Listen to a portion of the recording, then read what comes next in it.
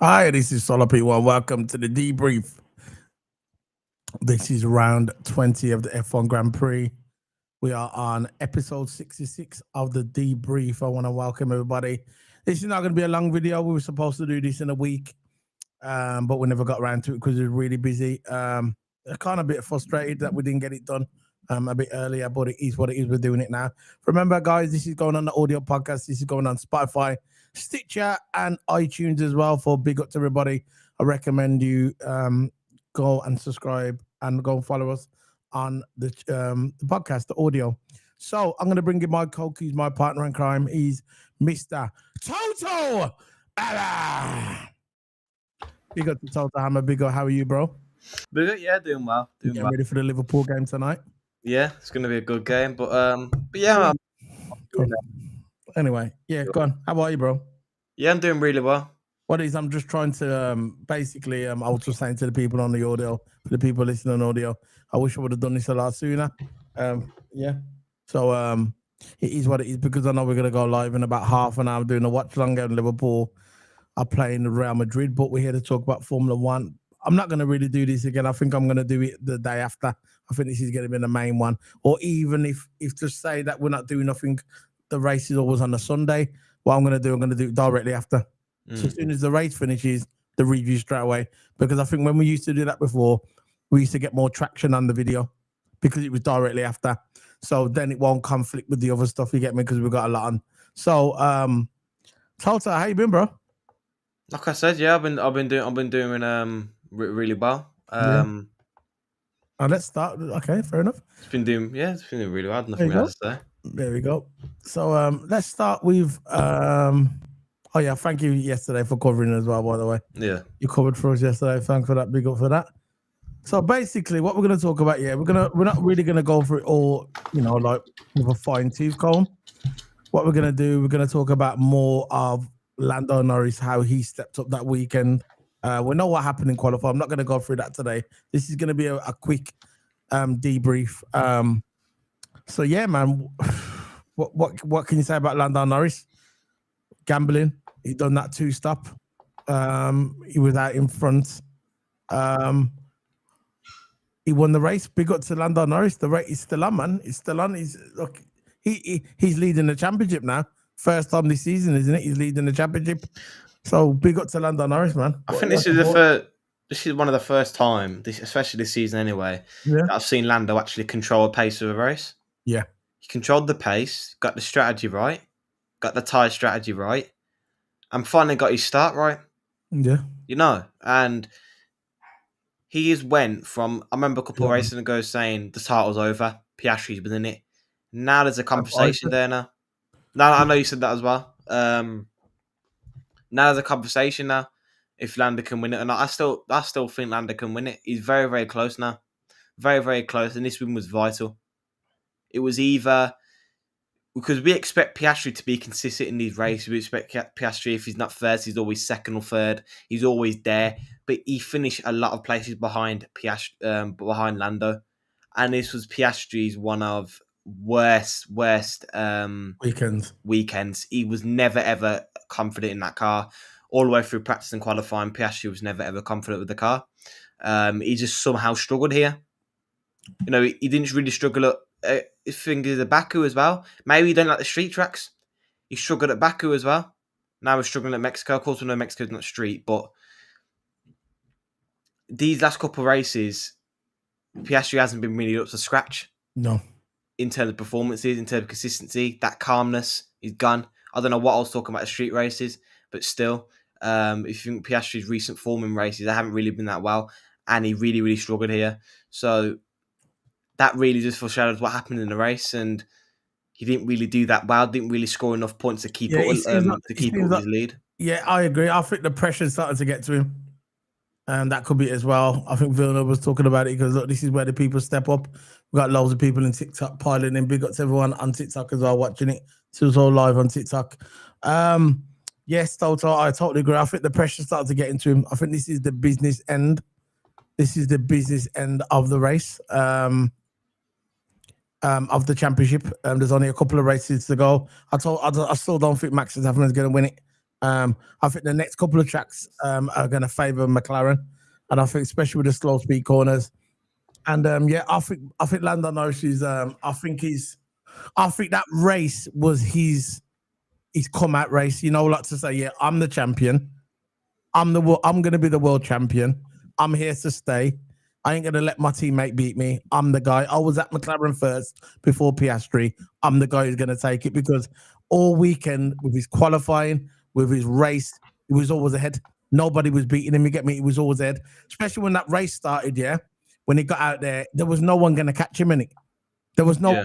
I know there was a lot of people behind him doing strategy like Max Verstappen done the long strategy. He stayed on his tires for a long time. I think he was on the hard tires at the beginning, wasn't he? So he was on the hard tires. He done that long stint. I think he was on the hard tires. He done a very long stint. He gambled and it nearly worked out for him. You get me? It nearly worked out for Max Verstappen. He had George Russell. He was doing his strategy. What's his name? The English guy. I forgot his name now. The English guy. Beerman. Beerman. He was doing well as well. I think it was a mistake for him going in. You know, when it's towards the end, when Max Verstappen put on the fresh tires and he was catching them all up, yeah, Russell went in. I get why Russell went in because eventually he would have caught him. But what was a bit weird, why did Beerman go in? Because I thought Beerman's strategy was fine. I thought his tires would have done okay.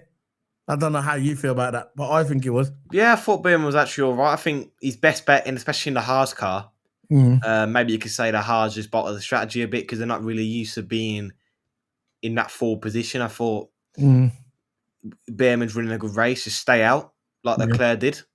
Didn't even pit in. He had one stop and stayed out and wanted to bag as much points as possible. Beerman should have stayed out. Look, I understand if you're using a better car and you could make random tyres, but you're battling with McLarens, Red Bulls, Ferrari on fresh tyres while you're on fresh tyres with that Haas car. So everyone's going to be equal then. That the Haas ain't really going to get anywhere. So the best thing he could do is just make the tyres last. Because he could have potentially got his first podium in Formula 1 there and then. Haas could have got the first podium. Haas hasn't got a first podium ever in Formula 1. Yeah. So this could have been the chance for Haas. You know, that was running a good race. They had a good start. They got a good driver, Beerman, on their hands. They should have utilised that. They should have utilised the tyre management phase. And they should have just nursed them tyres to the end. So what if you're risking of not finishing in the podium? You're risking track position. That pit strategy, that pit stop, lost them a lot of track position. And especially being the Haas won't help as well, because Haas is one of the worst cars on the grid. You know, that and Alpine. I think Alpine's are worse, and it's Haas than Williams or whatever, however you want to rate it. But Beerman could have got a potential podium and the bottle strategy. Yeah. I get it, bro. I get it. I think, I think just say he would have stayed out, just say that Beerman would have stayed out and Max would have caught him. Right, because there was a chance he was going to catch him in it because he nearly caught. We'll get onto the Leclerc thing in a minute. He nearly caught Leclerc. People saying, "Oh, the safety car saved him." I'm not so sure because if you look just before the safety car, that last sector, Max went a little bit wide, didn't he? He went a little bit wide, so he kept Charles just enough away from Max Verstappen. Just say that he would have stayed at Beerman, okay, and Max would have passed him. He still would have got a higher position than he did. You get me? So it made no sense going in. You get me? I would have just stayed out, rolled the dice, like you said, yeah. Roll the dice and see what happens. And see what happens. That's what I would have done. But it is what it is, isn't it? It is what it is. I think that's what he should have done. And I think Beerman would have. But anyway, big up to Beerman. I've always respected Beerman. I think he's a good driver. And I think eventually he's going to go into a different team. Toto. Yeah, I reckon. I think he's one of the good rookies. I think him and Hajar, I think, are the best rookies. Of course, you got Antonelli as well, which is a good driver. But he's in a better team compared to the other ones. He's in Mercedes. He's probably the third or fourth fastest car on the grid. We're on about like the midfield drivers like Behrman, Hajar. Of course, you got Colapinto as well. Doing that was there. Now he's out of Formula One. His run of time didn't really last long. Of course, he weren't really good enough anyway when he was at Alpine. He weren't putting the performances. That's why I got rid of him. But I think the first two drivers, I think the best rookies is Hajar and Behrman. I think are the best two. Hajar's definitely my G. Hajar, I think, is the best rookie. And of course, I think Behrman's up there as well. The British driver, you want to see the British drivers up there succeeding. It's where we're from, innit? So you want to see the British drivers succeed. And of course, Hajar's good as well. They're definitely ones for the future. I'm not sure about move. Of course, Hajar is rumored to move to Red Bull. Yeah, he's going. But I'm not sure because I think Tsunoda's going to go. He's not putting in good enough performances. I think all Red Bull drivers that have been there has been a bit behind Max Verstappen, but nowhere near. So there is controversy behind that. There is controversy behind that. Of course, you've got Sergio Perez there. He was constantly running with Max Verstappen for his money, and then when it come into the back end of his last couple of seasons of Red Bull, he weren't really putting the performances. The car just dropped. There is controversy behind that. There is an explanation. Yeah. Red Bull don't really give their drivers chances, And the only one I see Red Bull gave a chance is Perez. Maybe I think Albon as well, a bit as well. I think Albon, they gave him a chance a little bit, but didn't really succeed at Red Bull. So I think Hajar's definitely going to Red Bull. I'm not sure about Behrman. I think he'll probably stay at Haas for another year. See how it goes then for the new regulations. Maybe Haas could be a shocker in the regulations. We don't know. But yeah, they're definitely the best two rookies on the grid, in my opinion. I totally agree. But yeah, that's it really. Look, at the end of the day, Lando, now let's try and bring up the results, and then we can see where we'll have a quick look at the where they are in the table, and then we'll move on, and that'll be it then for this one. So let's bring this up. I'm gonna go on the actual website, and I'll look where where the drivers are.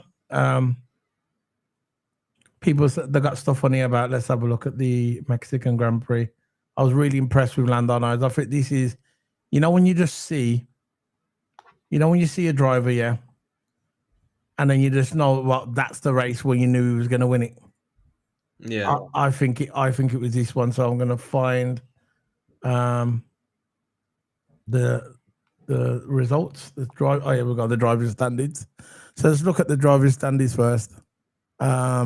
Let's bring this up. Bear with me. There you go. So there's the driving standings. So we're going to look on this side of the driving standings. Let's just change the camera. Don't know why it does this as auto. So this is the driving standings. Where we look at the driving standard now. So what looking at that, what you're saying, Toto? This is for audio people. We're actually looking at the driving standings now, and we're going to go through the points.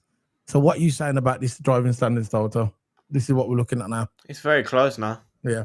Lando, I think giving him a bit more confidence. I know it's only 1 point ahead of the championship, but again, a number's a number. You're more confident when you're the leader. Lando's made a great comeback. He's changed stuff around. Yeah. Totally. Of course, Max, you got to say, Max is maybe a dark horse in this as well. because he's there. He ain't winning it. I don't care. I don't think he's winning it. I don't think he's winning. The only way he's going to win it is Lando or Piastri gets the DNF. That's it. Or they don't finish with points as a whole. If they don't get no points, that's what, DNF or if they finish 11th.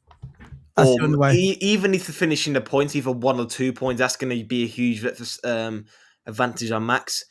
But it depends where Max finishes because what the problem that Red Bull's going to have now, this Brazil will favour Max, but the ones after the two after that, that's going to favour McLaren. And where he's going to mess up is because the fact that Ferrari and Mercedes are both showing speed, so they could get in between the Red Bull and the McLaren as well. You get me? And that will mess him up as well. It's not going to be a straight shoot where it's going to be Max and the two McLarens. It might be the two McLarens, Ferrari, then Max. You got to think about it. You got to think about it. Ferrari's improving, Mercedes improving. They're looking a bit harder. Of course, Red Bull's improved as well. They find something in that car, and it is potentially first or second fastest. I still think McLaren's the fastest car. Of course, Red Bull and Ferrari are definitely up there. They're both improved in their cars.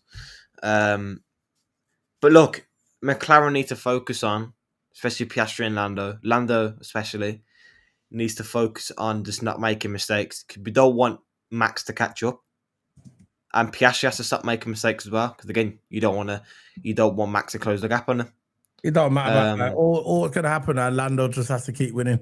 Yeah. And make sure all Lando has to do now and Piastri is finish above Max. I don't care where they finish. Yeah, as long as they can get ahead of Max Verstappen somehow in if the next two races they finish in front of Max Verstappen, the championship's over. Then it's between them two. Max is out of it. I still think it's over anyway, but that's how I look at it. So I'm looking at the points. So this is for the audio people. Lando Norris, 357 points. Oscar Piastri, 356 points. And Max Verstappen in third, 321. They are the top three. And we'll go down in fourth. George Russell with 258. Leclerc, 210. Lewis Hamilton in sixth place with 146. Kimi Antonelli in seventh place in 97. Alexander Albon in eighth place in 73. Nico Hülkenberg in ninth place in 41. Isaac Hadjar in 10th place in 39. And with 38 points, Carlos Sainz 11 points. 37 points, Aston Martin, Fernando Alonso in 12th. 13th place, Oliver Beerman, big up to him. 32 points, man. Oliver Beerman, big up. The 14th place, Lance Stroll with 32 points. Which I'm very shocked about that Lance Stroll's got any points, but we move. 15 points, Liam Lawson with 30 points, and Esteban Ocon 30 points, and Yuki Tsunoda at the bottom.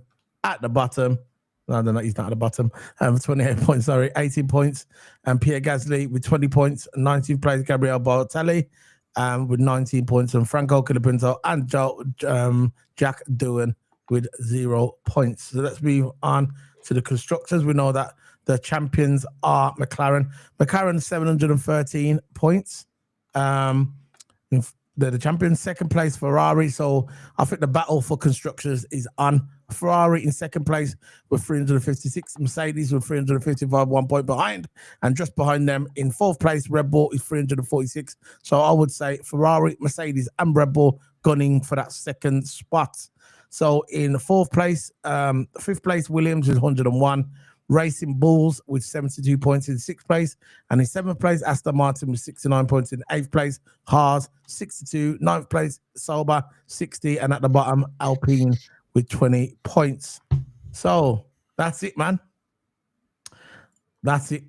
That's the end of the stream, Toto. That's us wrapped up. Next time, what we'll do it straight after, when the race finishes, and it.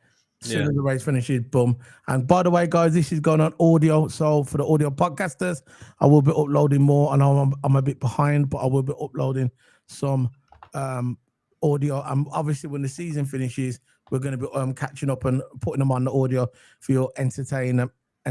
So, Toto, anything you want to say before we head off? No, nothing else to say, really, no. We will be back. Here you go. We will be back on Thursday. We will be doing the Flaming Tarmac, and that will be the lead up to the Grand Prix in Bra. What did he say? How does he say it now? He says in Fast and Furious, Brazil. What's his name? Vin Diesel. Vin Diesel. You forgot where you are. You were in Brazil. So we will be doing that Brazilian The lead up that will be on Thursday, and we're going to be doing that the lead up to the Grand Prix, and that'll be the Flaming Tarmac. So see you later, guys. Big up to everyone. Yeah, the match is on soon. So see you later, guys. Big up to everyone. Big up to the man them. Big up to the woman them. Toto, you want to say goodbye to everyone? You've been awful quiet. Yeah. See you later, everyone. I was going to say big up to everyone listening to the podcast as well and on YouTube. So big up. Big up.